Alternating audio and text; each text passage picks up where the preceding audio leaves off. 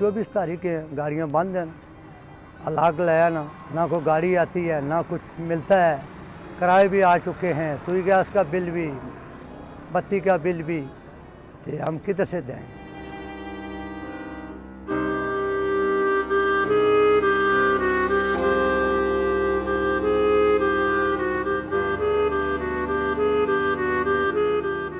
कोई भी किसी पासों सानू कोई उम्मीद नहीं है, क्योंकि अगे साढ़े बच्चे है भी, बच्चे अगे बिजली के बिल आ गए, गैस के बिल आ गए, सानू कोई इन्हों की आमदनी आई ना। फंड शेख की तरफों आया ना वजीर आजम की तरफों, जो फंड दे कहा सी ना उन्होंने, वो कोई पैसा ना किसी गरीब नूं नहीं हाले तक मिले।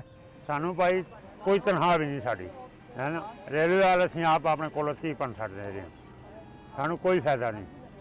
ये ट्रेनां बंद हो जाए, सब बैठे जी, ना कोई मिल रहा सानू, ना कोई किथों टोबादो किथों कश्मीर भी आ बैठे जी। ਅਸੀਂ ਹਕੂਮਤ ਨੂੰ ਪੈਸੇ ਦੇ ਰਹੇ ਹਾਂ, ਹਕੂਮਤ ਸਾਡੇ ਕੋਲੋਂ ਲੈ ਰਹੀ ਹੈ ਪੈਸੇ।